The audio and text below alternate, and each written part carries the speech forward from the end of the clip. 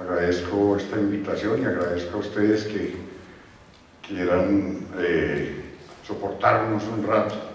La idea es invitarlos como a una reflexión sobre esto, de la importancia de que el afecto y el amor por los hijos, si no va acompañado de firmeza, acabamos haciendo daño, aún sin quererlo. Y entonces se trata de que hagamos como una reflexión desde ese punto de vista. Aquí hablamos de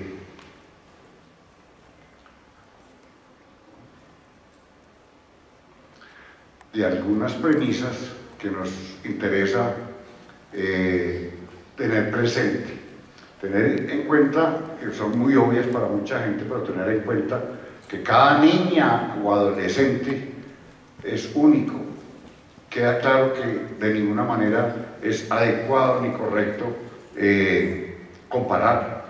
Es una falta de respeto, si lo queremos decir de manera muy enfática, el comparar, porque es que no hay dos niños iguales.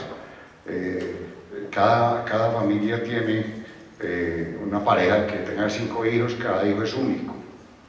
Todo el mundo decía, no, es que este es hijo único, no, es que todos son únicos. Eso hay que entenderlo desde ese punto de vista. Que la crianza idealizada no existe, que todos nos sentimos muy mal, que criar al sobrino, al hijo de la vecina es muy fácil y criticarlo. Otra situación es cuando le toca a uno. Y que la paternidad, ojo con esto, no es repetición de la identidad de los padres. El hijo siempre significa una identidad, una vida y una conciencia diferentes a la de los padres. Es el que uno puede moldear al hijo, como se decía ahora tiempos, que usted tiene que ser médico para que no se pierda la tradición en la familia, o que usted tiene que ser abogado, o que yo quiero que usted sea muy buen deportista, casi que a llenar las frustraciones que tienen los padres, que el niño tiene que ser el mejor en deportes porque él nunca le fue bien en ese campo, y en fin. Entonces es muy importante entender esta parte que la insistimos desde el punto de vista de la firmeza y sobre todo por la edad en la que están las hijas de ustedes, que la paternidad no es repetición de la identidad de los padres. Y que engendrar un hijo o una hija es algo más que embarazarse y parir, es personalizar, socializar, despertar el significado de la existencia.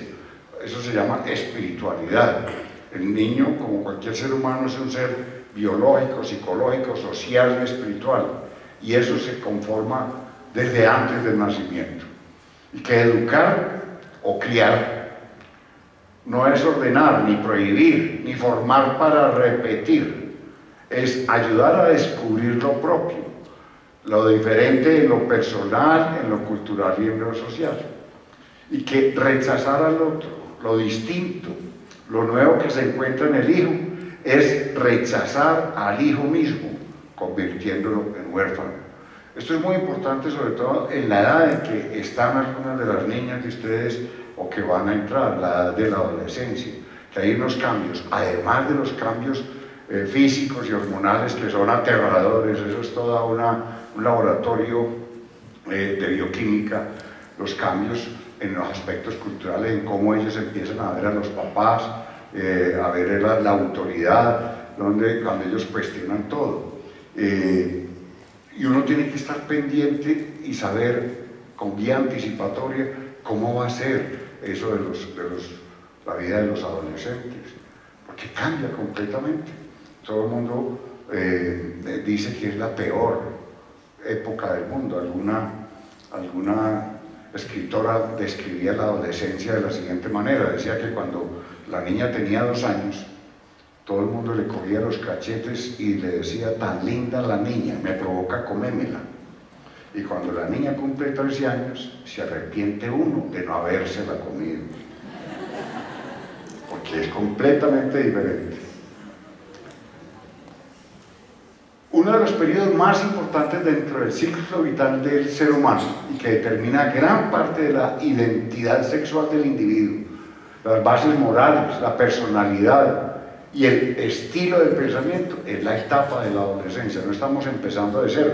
Por supuesto que las niñas que ya llegan a los 10, 12 años ya tienen un bagaje, ya tienen una familia, ya deben tener ya unos valores, deben saber cumplir normas y límites y entender de dónde y a dónde va la adolescencia. Y en ese punto hay que insistir, porque como es una época tan difícil, insistir que muchos papás les pretenden como no quedarse atrás, como aparentar como ser viejos, quieren ser como ellos, entonces la mamá se viste igualita a ella, van al mismo salón de belleza, se ponen la misma ropa, el papá le dice parce o llave, ¿cierto? Y se creen parceros y dicen que es que yo soy amigo de mis hijos, y eso es clarísimo, que ningún papá puede volverse amigo de los hijos, de ninguna manera, porque nunca va a haber esa situación de colegaje, de un par, de sentir y pensar lo mismo, de tener un compinche, un confidente. Y cuando los padres se vuelven amigos de sus hijos, los hijos consiguen un mal amigo, porque el papá de amigo, pues yo le voy a contar al papá lo que hice hoy, y pues olvídese pues que el escándalo es el más horrible. Entonces es un mal amigo y se quedan huérfanos de padre. Entonces, como dice Fernando Sabater, en la crianza alguien tiene que resignarse a ejercer la función de adulto. En ese sentido no hay ninguna duda y eso es no negociable. Todos los miembros de la familia tienen que saber que en la casa hay alguien que dirige, hay alguien que manda, hay alguien con el que hay que contar y hay alguien que cuando nos sugiere o nos dice o nos manda alguna cosa, sin lugar a dudas lo está haciendo por el bien de nosotros. Es decir, que en todo momento los muchachos sepan que hay luz en la poterna y guardián en la heredad, es decir, hay alguien que manda aquí. Lo peor que uno puede decirle a un muchacho o a una muchacha de 14 o de 15 años, haga lo que le dé la gana, no friego más con usted, eso es lo peor. Los muchachos están rechazando externamente la autoridad. Ya el ídolo no es el papá ni la mamá, el ídolo es un político, un líder religioso, el último rapero, en fin. Pero a pesar de que protestan contra la autoridad, no hay cosa que desequilibre más a un adolescente o preadolescente que sepa que en la casa no hay autoridad, aunque externamente la estén rechazando de manera constante. Hay que tener en cuenta que ya es distinto manejar o acompañar, perdón, manejar no, pero excúsenme, acompañar en el crecimiento y el desarrollo a una niña de 10, 12, 13 años que a una niña cuando tenía 4 o 5 años. El enfoque es completamente diferente y esto lo tenemos que saber si comprendemos las etapas normales del desarrollo en el ser humano, sobre todo en los primeros 18 años de vida, porque es que es ahí donde uno tiene que entender que van creciendo. Entonces el enfoque es completamente diferente. Uno a la niña de 5 años le dice, te entras a las 6 de la tarde y pare de contar. Usted a un adolescente le dice, te entras a las 10 y ¿por qué? Y el otro, ¿por qué no? Y explíqueme por qué, y si yo estoy allá y no me va a pasar nada, o es que usted no cree en mí, o desconfía de mí. Es decir, empiezan todos esos diálogos y todas esas defensas que para los que tenemos que estar preparados. Un adolescente pone en juicio las decisiones de los adultos, son los que más le critican a uno que todo lo que usted dice y hace lo contrario. Cuando le dicen que uno no puede decir mentiras y los llaman al teléfono y papá, que don fulano, dígale que no estoy. Y le acabo de decir, no se pueden decir mentiras. O sea, hay mentiras buenas y mentiras malas. Quiere discutir los pros y los contras, demanda que su opinión sea tenida en cuenta y empieza a convertirse en un agente activo de su propio cuidado y en la construcción y afirmación de su propio carácter y de su propia personalidad. Como decíamos ahorita, todo el mundo se queja de los adolescentes son casi que seres invisibles, incluso en salud. Usted lleva urgencias a una niña de 13 años y está muy grande, entonces no, eso son urgencias de adultos. La lleva a infantil y no, pues que ya está muy grande. En adultos le dicen, no, aquí es de menores, aquí es para de 18 en adelante. Nunca lo atienden, los adolescentes no existen. Y es porque como papás y como criadores, como puericultores, no estamos preparados. Y eso ha sido toda la santa vida. Miren lo que decía Sócrates en el siglo IV antes de Cristo. Decía: nuestros jóvenes de ahora aman el lujo, tienen pésimos modales, desdeñan la autoridad, muestran poco respeto por sus superiores, pierden el tiempo yendo de un lado para otro y están siempre dispuestos a contradecir a sus padres y a tiranizar a sus maestros. Uno no puede creer que esto lo hayan dicho hace 24 siglos, y Sócrates. Si uno no dice quién es, le dice: eso lo dijo un papá de ahora, un abuelo, ¿cierto? ¿Qué nos significamos con esto? Que toda la vida ha sido así. Que ese cuento que es que en mi época sí se respetaba, que es que en mi época los muchachos esto. No, así ha sido toda la vida. Lo que uno tiene que estar es preparado para que llegue, cuando llegue esa edad, para hacer una crianza con afecto, pero con firmeza. Y aquí es importante tener en cuenta que por crianza, por cultura, por tradición, nos han imbuido de un concepto erróneo de autoridad. Autoridad es igual disciplina, autoridad es igual regaño, autoridad es igual castigo, y autoridad es siempre el inferior es el niño, siempre la razón la tiene el adulto. Entonces es una autoridad que se impone. A muchos de nosotros nos decían: porque yo mando y punto, ¿cierto? Yo soy su papá. Yo creo que todos conocen esta frase, a ustedes se les hace familiar: mientras usted viva en esta casa. ¿Sí se acuerdan? Eso la oímos todos. Mientras usted viva en esta casa. Ustedes se saben el resto. La autoridad no se cuestiona. Trabajamos siempre bajo la premisa del premio y el castigo, que es un pésimo derrotero para hacer la crianza en los hijos. En este caso es importante insistir. Primero, en la Sociedad Colombiana de Pediatría estamos tratando de quitar del lenguaje de la crianza y de la salud infantil la palabra castigo. En Colombia se castiga a los delincuentes y los niños no son delincuentes. Y cuando usted habla castigo, casi que tiene implícito que el castigo tiene que ser físico. Es decir, es una pela, es un coscorrón, es dejarle la nalga con la correa ahí marcada, ¿cierto? Entonces es importante eso, no castigo. Más bien que el comportamiento de la muchacha, de la niña, tenga una consecuencia y que ella lo sepa muy bien, que si actúa así va a tener unos resultados y unas consecuencias, y si actúa así va a tener otras. Entonces ahí, y sobre todo en las niñas de la edad de ustedes, es donde ellas ya van entendiendo el concepto de libertad. Libertad es decir sí o no. Libertad es hacer o no hacer, pero asuma las consecuencias. Eso es supremamente importante. Eso se llama crianza en libertad, ¿cierto? Que quiere ir a una fiesta este fin de semana de las amiguitas, o a una pijamada, en fin. Pues, si haces las tareas y mantienes tu cuarto ordenado, vas. Si no las haces, no vas. Y llegó el día de la fiesta o de la reunión y no lo hizo, no va. Y se cae el mundo, pero no va. Y no hay que decirlo 1.000.000 de veces. No, quedamos en eso antier. Que si hacías esto, podías ir a esa reunión. No lo hiciste, no vas. Y punto. Ahí sí y punto. Porque ellos van a empezar que sí, que la otra amiguita, que mire, que la otra semana sí me va a manejar bien, que no vas. Me alegra mucho que te vas a manejar bien, pero no vas, es que así quedamos. Y después cuando pida otro permiso, y acuérdate que eso depende de ti, de tu comportamiento. De ti depende si haces esto o no, si te damos esto o no, de ti. Esa es la idea de que los niños, y las muchachas sobre todo, no digan: mi mamá me castigó. ¿Ve? ¿Por qué no pudiste ir? No, mi mamá no me dejó. No, fui yo, que por mi comportamiento impedí que fuera. ¿Me entienden? O sea, la responsabilidad es suya. Usted es el que decide si va o no va, si hace o no hace. Pero no es el papá. Entonces, cuando hacemos eso, de esa manera, la muchacha y el muchacho, en la edad en que están ustedes, entienden perfectamente eso. Que uno consigue las consecuencias, usted verá. Crianza en libertad, así se llama. No es de ninguna manera el libertinaje, que haga lo que quiera y punto. No, de ninguna manera. O de lo que estamos hablando y de la edad en que estamos, de la que estamos hablando. Y el asunto también de la autoridad sin autonomía, y es cuando otra frase que todos la oímos, a todos nos la dijeron: que no la vuelva a ver así en beso. ¿Sí se acuerdan?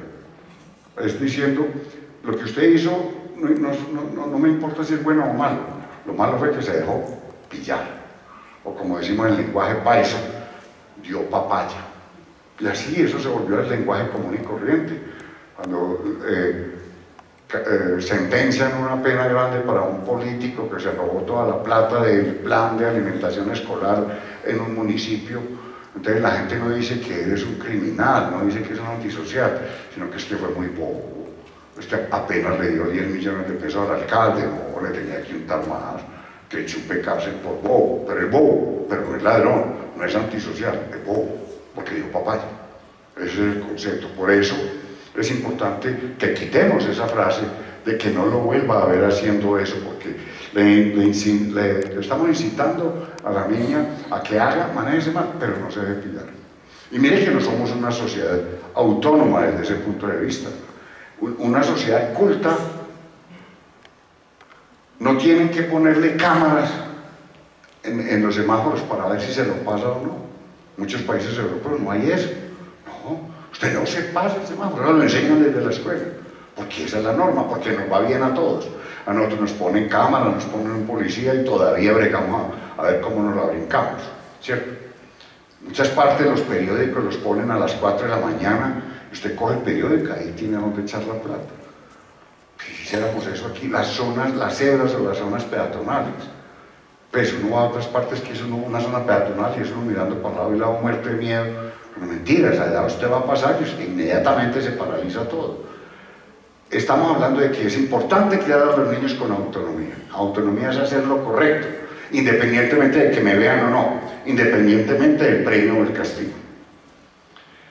Ya dijimos el concepto tradicional, que uno no puede criar a los hijos basados en el miedo, en el castigo, en el chantaje, y que es importante que la autoridad que no genera esa autonomía moral, es decir, hacer siempre lo correcto, pues no va a servir, tiene que hacer de esa manera, y en ese sentido, paulatinamente darle confianza a los hijos, nunca pensar que son unos antisociales, que nos están diciendo mentiras, porque desde ese punto de vista también, lo vamos a ver más adelante, es importante que la hija sepa que en todo momento podemos conversar, que no es prohibido hablar de ninguna cosa en especial, que si usted tiene una duda de alguna cosa, con papá y mamá lo pueden conversar, y que por eso no va a haber regaños, ni va a haber sanciones, ni va a haber nada, conversar, ahí es muy importante. Entonces, desde ese punto de vista, como estamos hablando de firmeza y afecto en la crianza, vamos a hablar de los principios que sustentan una autoridad asertiva, una sana autoridad, una autoridad democrática, y es estos 7 puntos que vamos a despertar acá. Es importante insistir que la autoridad no se impone, se gana. A mí me pueden nombrar director de una clínica, y yo con el papel solo no demuestro que soy director de la clínica, tengo que mostrar que sí soy el director, ¿cierto? El hecho de tener un hijo no me vuelve papá, el hecho de tener un hijo me vuelve progenitor. Papá es si yo me meto de lleno en la crianza del niño. Entonces, no es que un diploma, un certificado, un registro civil me volvió papá, progenitor. Y hacer un hijo, pues es más o menos fácil, criarlo es otra cosa. Hay diferencia entre progenitor y papá. Y entender que por ser adultos nomás eso nos da autoridad. No, usted tiene que mostrarle que usted es la autoridad, se la tiene que ganar. Como muchas veces nos decían, porque yo soy su papá, porque yo soy su mamá, porque yo mando y punto. Eso, sobre todo en niñas de la edad en la que están ustedes, eso, por Dios, eso desfigura completamente la situación de la autoridad ante los hijos. El ejemplo es fundamental. Esa frase que la decimos en todo momento, que todos los niños del mundo tienen algo en común: los oídos sordos a las palabras y los ojos muy abiertos a las acciones. O dicho de otra manera, todos los niños, las niñas oyen lo que les decimos que deben hacer. Algunas hacen lo que les decimos que tienen que hacer, pero todas hacen lo que nos ven hacer a nosotros. Eso sí, no hay la menor duda. Entonces, Fray Ejemplo es un excelente acompañante en esto de la crianza con firmeza. Y por eso decimos, se necesitan muy buenos modelos de autoridad. El respeto mutuo, hasta hace muy poquito, Es increíble, hasta hace muy poquito los papás creían que a los niños no había que respetarlos. Este es el hijo mío, ¿cómo así que respetarlo? Pues yo respeto a mi jefe, a mi patrón, pero al niño, un niño de 4 años, ¿tú qué respetar? No, es hijo mío. Hasta el siglo pasado creíamos que los hijos eran propiedad privada de los papás. Y si usted, una mamá estaba acabando con un muchachito y usted le protestaba, le decía, señora, no maltrate a su niño, no se meta que es mi hijo y yo hago con él lo que me dé la gana. Esa es la respuesta habitual. Afortunadamente ya estamos entendiendo eso, que el niño es un sujeto de derechos y que los papás no son propiedad privada de los hijos. Eso está claro. En una sociedad civilizada, una sociedad con normas claras, queda eso, que el niño es un sujeto de derechos, sin que eso quiera decir que haga lo que le venga en gana, porque es que eso, cuando uno habla de esto, le dicen a uno eso, no, es que como ahora nadie les puede pegar, y por eso están tan alzados. Entonces como ahora dicen que no, que hagan lo que quieran, no, nadie está diciendo eso.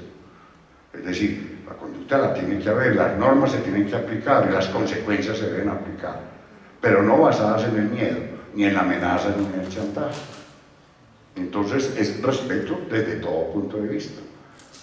No es pues ese temor, no es el miedo, como habíamos dicho. Importante la motivación, cuando a una niña se le explica por qué se debe hacer esto, por qué es importante que estudiemos este tema, por qué vale la pena hacer esta tarea, no simplemente porque la tiene que hacer. La situación es muy diferente cuando la persona hace algo que le gusta y que ve que tiene un objetivo, lo hace motivado, y eso, la motivación es fundamental. La importancia de reconocer errores. Padres perfectos no hay nadie, estamos totalmente de acuerdo, y cada rato nosotros cometemos errores en la crianza. Eso no va a ser malos padres, somos seres humanos. Lo importante es intervenir en ese, reconocer en primer lugar ese error. Los errores son fundamentales en la educación y en la crianza, porque ayudan a crecer si se utilizan de esa manera. Es decir, cometí un error, vamos a corregirlo. Y una cosa que todavía a muchos papás los asusta cuando uno dice en estas charlas, si usted se le fue la mano en una sanción, o gritó a su hija, o no le paró bolas, tenga usted la hidalguía de llamarle y decirle, hija, te pido que me perdones, te contesté de manera inadecuada porque estaba ofuscado, trataré de que eso no vuelva a ocurrir. De la gente, ¿cómo así que yo pedirle perdón a mi hija? Sí, claro, es que es un ser humano, es que es una persona, y lejos de minimizarnos, eso nos crece ante los hijos ven que el papá y la mamá son seres racionales, son seres que cometen errores, pero que tienen siempre la meta de salir adelante y de construir ese acompañamiento en la crianza de los niños, de las niñas y de los niños. Las normas es fundamental, y en este punto, como les dije al comienzo, la idea no es que el muchacho va a aprender a hacer normas a partir de los 10, de los 11 años. No, eso por supuesto que tiene que venir desde el nacimiento. Pero en esta época las normas, como decíamos ahorita, no se imponen, se conversan. Entonces no le puede decir a un muchacho de 15 años, tiene que estar aquí a las 12 en punto. Hay que negociar. Y dice, no, pues ¿cómo? A esa hora ni ha empezado la fiesta. Entonces, a ver, ¿a qué horas? ¿Qué hora? ¿Y qué crees? ¿Por qué es bueno esto? ¿Por qué debe ser a esta hora? Y no por vigilancia, que todos le dicen, claro, es que usted no confía en mí. No, es porque los queremos. Y te queremos tanto que queremos saber dónde estás en todo momento. Papá o mamá tienen que saber en todo momento dónde está un hijo menor de 18 años. En nuestra sociedad cuidan a las hijas, lo más charro, a los hijos no. A las hijas hay que cuidarlas, hay que llevarlas, el papá en pijama o en sudadera a las 2 de la mañana esperándola que salga, y al muchacho no. Y en ese sentido es importante insistir lo que es que son los dos. Es que todo el mundo vive pensando de la muchachita porque la embarazan. Y en la sociedad de pediatría estamos también insistiendo en eso, que no hablemos más de mujer embarazada, que hablemos desde la escuela de pareja gestante, que los que se embarazan son dos. Porque ahora es lo más rico, el muchacho de 11 embaraza a una y es el líder del salón, ¿cierto? Ya lleva preñadas 2, y la muchachita por fuera y todo el mundo habla mal de ella. Hay que educar a los niños desde ese punto de vista, hablamos de pareja gestante, son dos los que se embarazan, son dos los que paren, son dos los que tienen que criar al niño, y no seguir pensando que el asunto es una cosa exclusivamente de mujeres. En las normas decíamos eso, son normas que no pueden ser tan rígidas, que tienen que ser conversadas, dialogadas, y que el muchacho esté en condiciones de cumplirlas. Y con el muchacho de 10, de 12, de 14 años, decirle claramente qué pasa si no cumple la norma, no en tono de amenazas, sino conversando realmente. Mira, si haces esto, pues va a pasar. Si no haces eso, lamentablemente va a pasar esto. Tú escoges qué va para tú, o sea, crianza en libertad, él escoge. Desde el punto de vista de las normas, la importancia siempre de dar una retroalimentación positiva. A nosotros nos pasa mucho que, como a veces le pasa a uno con algunos jefes, que cuando lo llaman a uno es o a regañarlo o a ponerle más trabajo. Nunca lo llaman a decir, que usted ha sido muy cumplido, va muy bien en su trabajo, lo felicito. Rara vez. Entonces, con los muchachos pasa lo mismo, que siempre lo más importante es la persuasión, y que los hijos se comportan mejor y cumplen más fácilmente las reglas cuando están convencidos de que lo que se hace y cuando se tiene que hacer, y no simplemente porque sí, cuando saben, como decíamos ahorita, pues cuando trabajamos con la motivación, uno de los parámetros, de los pilares de la autoridad, y por supuesto el amor. Parece que lo damos por descontado, pero no. El amor no solamente lo tenemos todos hacia los hijos, sino que hay que hacérselo saber. Al fin hay que decir, yo te quiero. Y así estemos con mucha ira con él porque se comportó mal, decirle, yo te quiero. Estoy triste y enojado contigo, pero te quiero. El amor tiene que ser así. Él sepa que papá y mamá tienen un amor incondicional. Incondicional es, no lo quiero cuando se maneje bien, no lo quiero cuando estudie bien, no, lo quiero de todas maneras. Eso no quiere decir, bueno, y repito, que pueden hacer lo que quieran, ¿cierto? La importancia de que entendamos de que ese amor que le tenemos a todos y que hay que exteriorizárselos, tiene que ir de la mano de la firmeza, porque si no, como dijimos ahora, no hacemos nada. Entonces, decíamos que lo importante es ejercer la autoridad asertiva, no la autoridad autoritaria que nos tocó a algunos de nosotros, porque muchos de ustedes oyeron esa frase también muy común: esta noche hablamos con su papá. ¿Sí lo oyeron? Veo risas. O sea, la mamá es una boba, ella no ejerce la autoridad, yo no voy a echar campo, pero con su papá sí. Con su papá lo vamos a ver esta noche. O ese permiso es con su papá, no es conmigo. O sea, yo no tengo ninguna autoridad, eso de ninguna manera. Por eso la autoridad asertiva es la que se ponen límites de común acuerdo entre papá y mamá, que se ejerce positivamente, con afecto, pero con respeto y con firmeza. Orientada hacia el niño como un sujeto de derechos y deberes, orientada hacia el logro de una autonomía moral, hacer siempre lo correcto independientemente del castigo o no, de que lo vean o no. Y que sepan, como decíamos, que los niños sepan siempre que hay alguien que apoya, que dirige, que orienta y que manda. Y desde ese punto de vista la firmeza es firmeza. Firmeza es que si la niña tenía una fiesta muy importante de cumpleaños de una amiguita de 12 años y que era en un club y empezaban a prepararle el vestido y el regalo, y la mamá le había dicho que podía ir a la fiesta si hacía durante ese tiempo alguna función bien hecha, porque en eso estás fallando.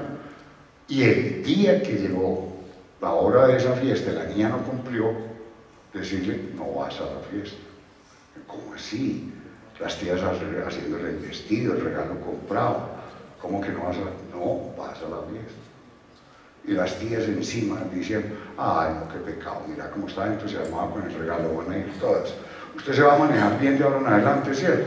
Sí, mami, sí, me alegra que te vas a manejar bien, pero no vas a la fiesta. Y se cae el mundo, pero no va. Y lo mismo con el muchacho, tenía para estrenar el uniforme, para jugar en el equipo de fútbol, y no cumplió lo que era, no va. A usted le parte el alma, llore, enciérrese en el baño, pero tiene que ser firme, para que ellos entiendan que la crianza es así, y que hacemos eso precisamente porque los queremos. Entonces, decimos que cuando la familia no logra imponer límites, es muy difícil que la sociedad pueda hacerlo más tarde. Y lo peor que se puede hacer desde este punto de vista es que la mamá acabe haciendo las tareas. ¿cierto? Que recoja esa ropa. Ya le dije que la recoja, no la ha recogido, usted sí no sirve para nada, preste a ver si la guarda. ¿Qué le está diciendo? Déjese echar 20 veces el mismo sermón. Y la mamá acaba haciendo.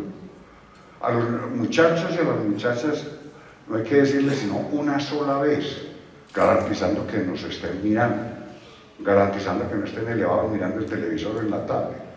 Póngame atención, lo miro a los ojos. Mira, debemos hacer esto por esto y esto. Si no lo haces, va a pasar esto. Tú escoges. Y una sola vez. Le tengo que decir 1.000.000 de veces. La persona que tiene que decir 1.000.000 de veces está haciendo un muy mal ejercicio de la autoridad. Es una autoridad desgastada. Es una autoridad donde ya la muchacha, los muchachos saben que no va a pasar nada. La que le dice, se queda un mes sin televisor y a las 2 horas está viendo televisión. Pues, eso no tiene ningún sentido. Cuando se actúa por principios.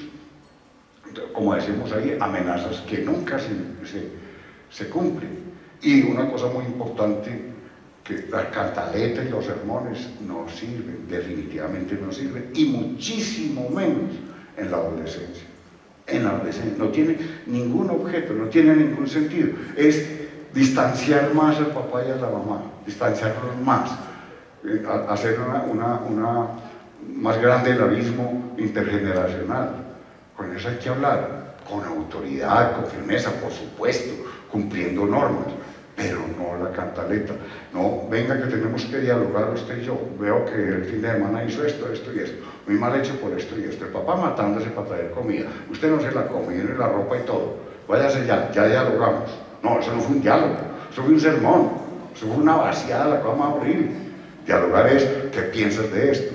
¿Te parece bien lo que hiciste anoche? Contame, ¿vos qué pensás? Pero preguntar, no indagar como si estuviéramos ante la policía, ¿cierto? Cuénteme qué hizo usted ayer a las 8:15 de la noche. No me diga mentiras, yo lo vi. No, venga, conversemos. Es muy distinto preguntar a interrogar. Y la firmeza definiéndola, ya lo hemos dicho mucho, es ejercer la autoridad paterna, papá y mamá, en todo momento, sin interrupciones, sustentada siempre en la razón. Es muy humano que en un momento emocional usted se salga de casillas. Lo ideal es que no lo haga, pero somos seres humanos. Y cuando lo haga, sepa disculparse y tratar de corregir eso. Eso es importante tenerlo presente. Entender que hay que decirle a la niña las cosas que ella puede hacer. Y que los niños tienen derechos, por supuesto, pero tienen deberes. Y los papás tienen obligaciones, pero también tienen derechos. Eso es supremamente importante. Y que entiendan que la autoridad se ejerce precisamente porque se les ama, pero que desde todo momento sí quede claro que en esta casa hay unas conductas o unos comportamientos que no son negociables. En esta casa nadie grita a nadie. En esta casa todo el mundo tiene alguna función que hacer. Una frase por ahí, esas lapidarias, dice, si usted quiere que sus hijos mantengan los pies en la tierra, póngale alguna función sobre los hombros. El más chiquito, que cuando le cambien el pañal y ya sabe caminar, vaya a llevar el pañal donde lo debe poner. Cuando están más grandes, ayudar a poner la mesa para la comida, llevar los trastes a la poceta, recoger la ropa sucia. En esta casa todo el que haga una basura, un chorreado, lo limpia, sea el papá, sea la niña. Es decir, situaciones, conductas que no son negociables, eso es clarísimo. Nadie dice mentira, en esta casa nadie viola un turno, una fila, que lo vemos a cada rato. Y los muchachos, eso sí que lo ven. Cuando el papá llega de último y el que está de segundo en la fila es amigo de él y le dice, ¿cómo estás? Y empieza a hablar con él y resultó de segundo. Pues una cosa completamente absurda, una cosa completamente injusta. Y dirán, pero eso es una bobada. No, es que el mundo es de detalles. Y eso sí lo ven las muchachas. Y las muchachas, claro está. No es firmeza decir que porque sí, porque yo mando y punto. Decíamos eso, no ceder a las lástimas, a las súplicas, ¿cierto? Y cuando se accede al perdón, pero sin aplicar la autoridad, y cuando ya a lo último el muchacho insiste tanto que uno está acá, haga lo que quiera, no va a pelear más con usted, pues hasta ahí llegamos, ahí se perdió la autoridad. Decir entonces que tampoco es ni mucha firmeza, ni tampoco una ternura exagerada, pues, que el niño sepa que no, Siempre es buscar, como decimos acá, una combinación permanente y ordenada de comprensión cariñosa y firmeza correctiva por parte de los padres. Ese es el punto de equilibrio, que no es fácil, por supuesto que no es fácil.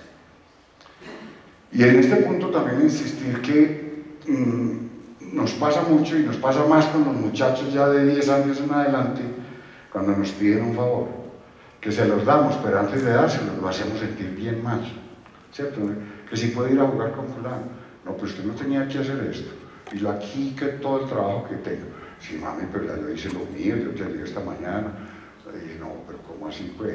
Bueno, váyase pues, vaya muy bonito, y si yo aquí trabajando, y el papá matándose para traer cosas, pero váyase pues. Lo mandan a uno con un sentimiento de culpa que lo aplasta a uno, que dice, no, hombre, mejor que no hubiera dado permiso, porque le arruinó el permiso, le arruinó la reunión. Entonces, es eso, no hay que hacerlos sentir mal, hay que conversar con ellos, pero no sacar la idea de que siempre hay que hacerlos sentir mal.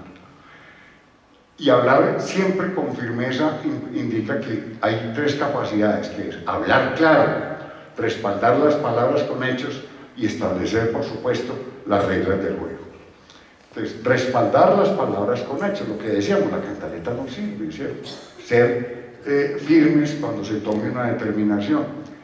La importancia de adelantar, de hacer una guía anticipatoria, que la muchacha o el muchacho sepan qué va a pasar si hace o no hace esto, ¿cierto? Y que hay 3 tácticas que pueden servir. Usar acciones disciplinarias, que ya quedamos, es consecuencias o sanciones, no castigos. Manejarse asertivamente cuando sus hijos lo ponen a prueba. Porque, a ver, dicho a lo paisa, los hijos en todo momento nos están midiendo el aceite, siempre. Desde el más chiquito, que se arrima donde hay una cosa caliente, y a eso no se puede tocar, y a ver uno cómo reacciona. Los muchachos son muchísimo más inteligentes que nosotros, no les quepa la menor duda. Y reforzarlos positivamente, la importancia del lenguaje no verbal, del gesto, de la palmadita, de decirle, estoy muy contento contigo, porque mira lo que hiciste, qué bueno, eso me enorgullece, excelente. Esa es estimulación, esa es la gratificación. O como en los colegios, en el jardín infantil, la carita feliz, eso es extraordinario. Le pusieron acá, y él llega orgulloso a mostrarla. Pues con los muchachos ya más grandes, pues obviamente que no vamos a hacer esto. Y lo que no se debe hacer es afirmaciones que no son efectivas, no pedir favores, no frases agresivas. Esto que dicen que la mamá a veces o los papás nos volvemos históricos, no histéricos. Cuando dicen, la semana pasada me hizo esto, el domingo vea lo que pasó, y vea hoy, no, ya no aguanto más, se me llenó la taza. No, una sanción o una aplicación de una consecuencia es en el momento en que ocurrió, no empezar a contarle todo pues desde que nació, pues, ¿cierto? Y es importante que cuando da una orden y el hijo no la cumple, hay que tomar medidas. Si él no la cumple, entonces lo que usted le está diciendo es, tranquilo, haga lo que quiera, que no va a pasar nada. Un poco de amenazas y castigos que no se van a cumplir. Entonces, la comunicación efectiva se refiere en técnicas fundamentales, es el adecuado lenguaje asertivo, no acusar, preguntar, conversar. ¿Qué te parece? ¿Te parece lo que pasó anoche? ¿Eso estuvo bien o mal? ¿Vos qué pensabas? Vení, conversemos, no te voy a regañar. Lo importante de los mensajes y palabras, el manejo de las discusiones que ya decíamos, y el reconocimiento, la retroalimentación positiva, ¿cierto? Siempre decir frases concretas, siempre decirle, por ejemplo, a la muchacha, en 15 minutos apagamos el televisor y nos vamos a acostar. A una niña de 10 años que ya conoce el reloj, o de 11 años. Dentro de 5 minutos apagamos el televisor. Y dentro de 5 minutos se apaga el televisor. No, un momentico más, es que mire, es que va a acabar, es que hoy se acaba esta parte, se apaga. No hay que decir más, no hay que sentir uno matándose por ustedes, que tal, pues todo ese mundo de cosas que no tienen ningún sentido. Que esa comunicación es, sobre todo con estos muchachos ya preadolescentes y adolescentes, es la primera regla: nunca deje de intentar comunicarse con ellos, pero comunicarse como decíamos, no a echar cantaleta. En segundo lugar, escuchar de verdad, Es que los muchachos créanme, son muy inteligentes, ¿saben cuándo le contestamos? Sí, sí, simplemente por quitárnoslo de encima. Es importante cuando la muchacha nos hable, suspenda lo que esté haciendo, suspenda la tablet, no siga contestando los WhatsApp, espérese un momentito, contame, ¿de qué quieres que hablemos? Ojalá una mirada transversal, no uno por arriba y la niña allá abajo, sino al mismo nivel, eso es fundamental, parecen tonterías, ¿cierto? Evitar consejos antes de que cuenten las cosas. Que la mochita va a contar, no, es que ayer en el colegio, imagínense que estábamos jugando, cuando María Camila, y no me venga a decir, la misma cosa de siempre, se agarraron a pelear y le botó la copa. Pues espere que cuente, hombre. Pues es como adivinando el futuro. Deje que yo acabe de contar. Estamos siempre prejuzgando y siempre la culpa es de la niña, ¿cierto? No, espere que cuente. Es muy importante eso. Lo que hemos dicho ya 3 veces, es muy difícil, es muy distinto preguntar a interrogar, a acusar. Asegurarle que siempre puede contar con usted para cualquier problema. Eso es fundamental. Ustedes tienen que saber que los muchachos de ahora, estén en el colegio que estén, en la ciudad que estén, en el país que estén, les van a ofrecer, les van a retar para que fumen, para que tomen licor, para que prueben alguna droga. No vivimos en una Arcadia por allá, en una utopía como la ciudad de Tomás Moro. No, esa es la realidad, en este colegio, en cualquiera, ¿cierto? Eso va a pasar. Entonces hay que hacer guías anticipatorias y decirle, eso va a ocurrir. Tú debes saber que eso es malo, que eso produce esto y esto y esto. Ponerle un ejemplo de algún familiar, algún conocido. Y tú tienes que ser de tanto carácter y ser tener una personalidad tan firme que tienes que decir que no. Y te van a decir que no eres de la barra de ellas. Y te van a decir que entonces que usted es la mierda. Y se van a burlar de ti y toda la cosa. Tenga carácter, mire que usted sí vale, porque usted se quiere, porque usted tiene autoestima. Sepa decir que no, porque va a haber, el ofrecimiento lo va a haber, eso sí, y eso hay que hacerlo con anticipación. Uno no puede a una muchita de 16 años explicarle lo del licor o lo del sexo, ya le enseñan ellos a uno, ya saben más cosas que uno. Entonces es importante tener en cuenta eso, que siempre se cuente con ellos. Desde ese punto de vista es muy importante que los niños, dentro de ese proceso de formación de su personalidad y de su carácter, que lo están solidificando en esa etapa, en la etapa de la adolescencia que dijimos empieza entre los 10, los 11 años, termina por ahí a los 19, claro que no del todo, todos nosotros conocemos adultos que se comportan como adolescentes y tienen 50 o 60 años, pero esa no es la norma, ¿cierto? Entonces decíamos que entender que los muchachos en esa edad están identificándose, su identificación sexual, la elección de pareja y la profesión o oficio que va a hacer. Eso es lo que él está haciendo en la adolescencia.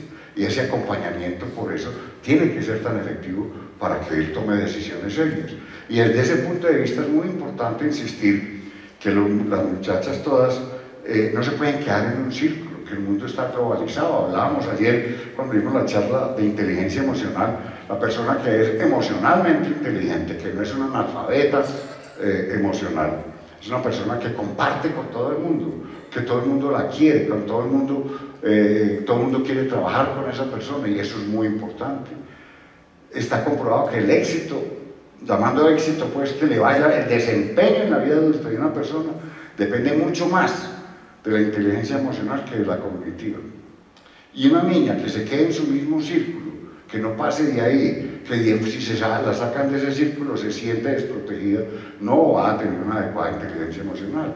En situaciones, por ejemplo, cuando aquí por alguna razón las cambian del salón, y eso se vuelve una tragedia, y la mamá viene a decir cómo me la van a cambiar, que ahí están todas sus amiguitas, que de toda la vida. No, la vida no es así, hay que mostrarle cómo es la vida. En el trabajo le va a pasar lo mismo, como todos nosotros cuando entrábamos a trabajar, que nadie sabía ni dónde era uno, todo el mundo lo veía a uno, y todos dábamos lora, porque no sabíamos, íbamos a entrar a una oficina y llegábamos a un baño, y todas las cosas, porque nadie nos había explicado. Entonces, desde ese punto de vista, es muy importante también insistir en ese punto, desde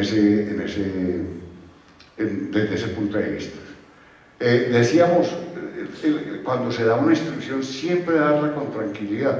A ver, hay un tono de voz que ninguna muchacha o muchacho lo interpreta distinto de que mi mamá está hablando en serio, ¿cierto? Cuando lo está mirando en los ojos, mira, quiero que hagamos esto, que es muy importante, y eso hay que hacerlo, ¿sí me entendiste? Listo, mirándolo a los ojos. El muchacho sabe, cuando mamá habla así, es porque está hablando en serio, no porque está amenazando, no porque está regañando. Es decir, es el ejercicio de la autoridad, pues sin estar a toda hora ostentando de que yo soy el que mando, porque valiente gracia. El ejercicio de la autoridad se hace sin que se note mucho. El mejor árbitro de un partido de fútbol es el que nadie lo menciona, ni a él ni a la mamá de él en el partido. ¿Sí o no? Pasó desapercibido, ejerció la autoridad, pero no se hizo, no la tiene que estar ostentando ni diciéndola a cada rato. La importancia de las discusiones, ya lo hemos dicho. La técnica de la extinción es el muchacho que siempre hace una cosa, irla quitando poco a poco. Eso más, sobre todo es más cuando están más pequeños, por ejemplo con lo de la pataleta. Y que cuando su hijo lo escuche y lo obedezca, usted siempre responda con alguna forma de reconocimiento. Eso es fundamental, no con un premio.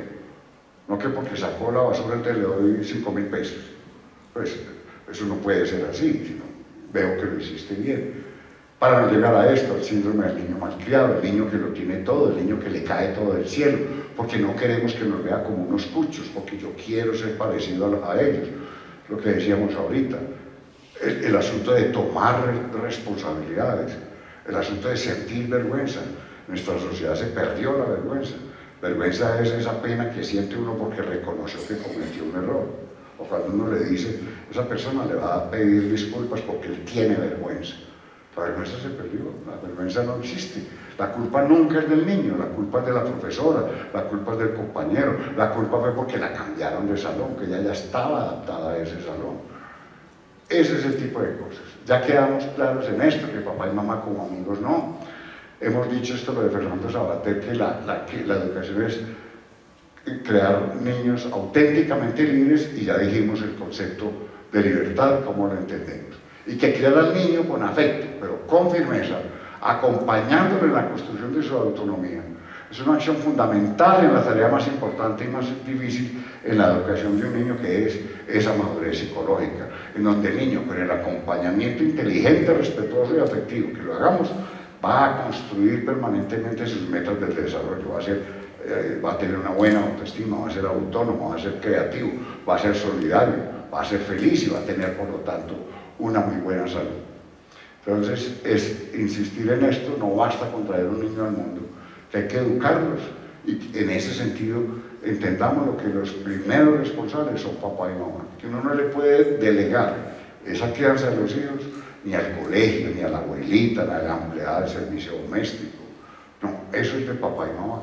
Que deleguemos cuidados en otros, perfecto, porque trabajamos, pero las pautas de crianza las deben poner siempre papá y mamá.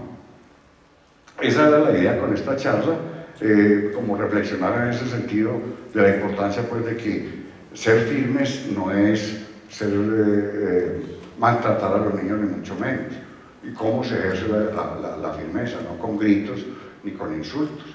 Si hay alguna pregunta o alguna inquietud de lo que hemos hablado.